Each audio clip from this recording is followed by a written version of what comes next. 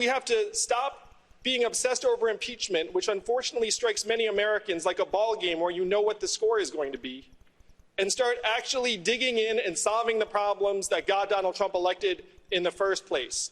We have to take every opportunity to present a new positive vision for the country, a new way forward to help beat him in 2020, because make no mistake, he'll be there at the ballot box for us to defeat. This was the only time Donald Trump said, I agree with something a Democratic presidential candidate said. And that caused shockwaves in the last presidential debate, and one that a lot of people said Andrew Yang won handily, at least challenging party consensus on a whole host of issues, including impeachment. He joins me right now. Andrew, good to have you. It's great to be here. Thank you for having me, Neil. You know, the reaction you're getting is something that has picked up considerably since when you and I first had it, soon after you first joined the race. Are you surprised, the reaction you're getting? I'm pleased. I'm thrilled. But I felt like there was an appetite for a different kind of approach to politics. And I'm not a career politician. I'm a parent and a patriot. I just thought that we should explain. I mean, you're an entrepreneur. Yes. You made your money doing that. So you're not keen on some of the ideas that some of your opponents have espoused, like a wealth tax, or where do you stand? Yeah, I think a lot of the ideas coming out of the party could use some re-examination. And like what? Well, the wealth tax, the example you raise, the fact is Germany, France, Denmark, Sweden all tried a wealth tax and then repealed it because it didn't work.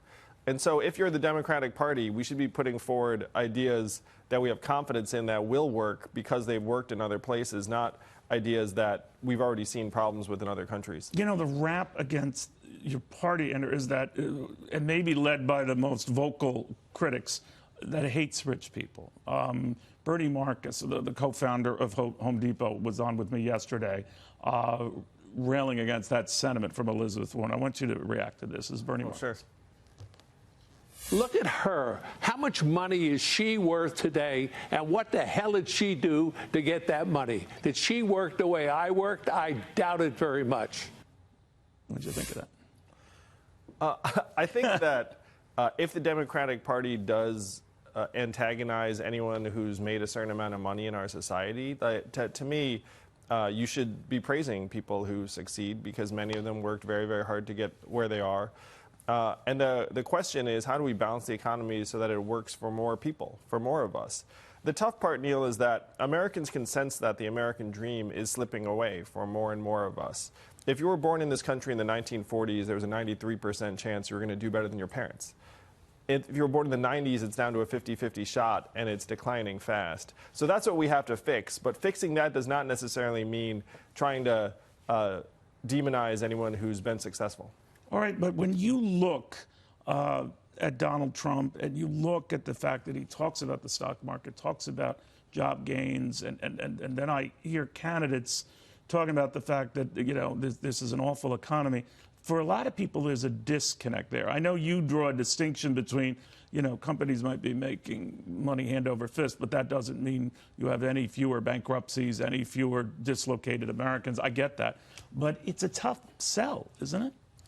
Well, if you reflect back to Donald Trump's campaign, what did he say about the headline unemployment rate? He said fake news. It doesn't reflect the fact that millions of Americans are leaving the workforce. And he was right. But is it fake news in reverse to say the gains we're having aren't real? Well, there are gains in these top-line measurements, but the top-line measurements don't correspond to the day-to-day experience of many millions of Americans around the country.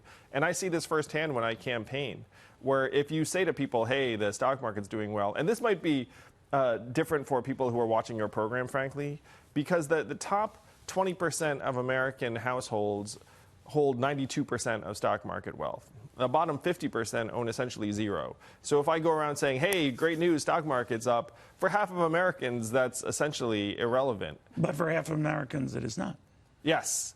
Well, but again, even for Fox Business, which if you don't get, you should demand. But you know what I'm saying? Like you can say that, and you're right. I mean, you're focusing on the half who are not, but obviously for the half who are, they're liking what they're seeing, right? Well, certainly, if you have a lot of stock, then you're happy when prices go up. But the bottom 80% of Americans own only 8% of stock market wealth. So we have to try and balance this economy so it works for more Americans, and that doesn't get contained in the top-line measurements that we're using. You are the son of immigrants from Taiwan. Yes. And I report a lot on China and what it's doing. If you were to become president of the United States, how would you deal with the Chinese? Of course, no fans of this country ever making overtures to Taiwan. That would be tricky, wouldn't it? Our job has to be to outcompete the Chinese, particularly in fields like artificial intelligence that could very well define the next century. One story I like to share, more people in China watched artificial intelligence beat the best human Go player, which is a Chinese game, than watched the Super Bowl in the United States. For them, artificial intelligence is the Super Bowl, and their entire government is acting accordingly. They're putting billions, even tens of billions of dollars to work. Our job has to be to keep our heads up and say, okay, we see the game. We can't let China leapfrog us in AI. We have to remain the leader. And if we do that, then we're going to be much better able to push our own values and positions to the Chinese more successfully. Would you be any more pro leveling the playing field and recognizing Taiwan on an equal footing with China?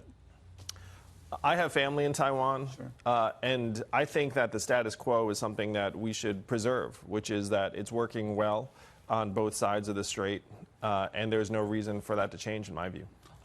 Your presidential run, you talk about things that other candidates don't talk about, the impeachment focus, for example. Is it? You're not saying it was a mistake, but the obsession over it is. And maybe the party heard you, or Nancy Pelosi and others heard you, by trying to demonstrate that they could walk and chew gum at the same time and address these other issues. So they must be worried that something you're saying is right.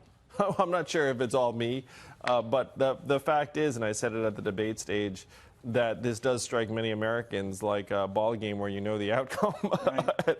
Has it proven anything? And this latest step to delay getting the articles of impeachment to the Senate, your thoughts? Well, I think many Americans have opinions as to what the president did and whether it rises to the level of impeachment. And you think he should be impeached? I do. You know, I think bullying a foreign leader by withholding aid for political gain is beyond the pale. And the Constitution says that impeachment is the remedy. At the same time, we have to face facts that impeachment is unlikely to succeed without 20 Republican senators having a change of heart or a change of mind.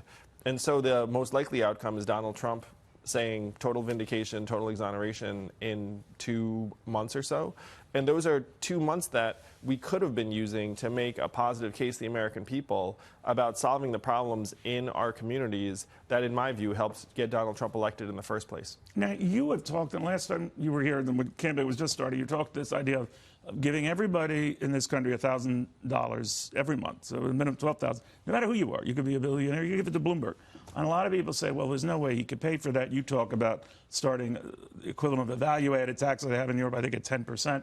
So you do raise taxes to pay for that, you say?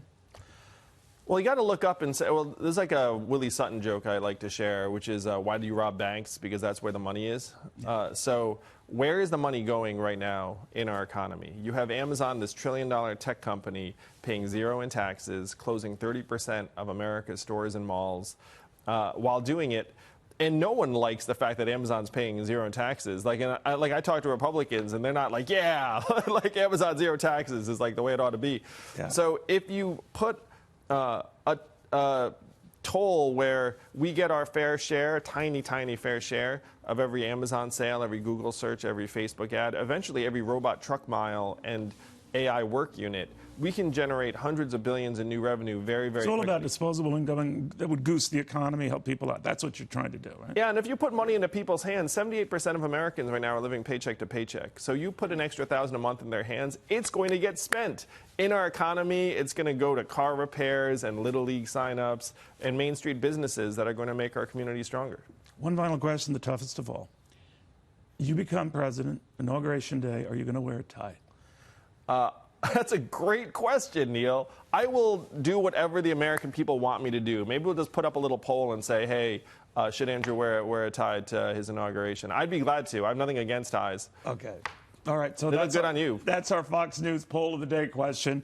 Would and should a President Yang wear a tie to the inauguration? No. Very good seeing you again. Great to see you too. Happy holidays. To you as well.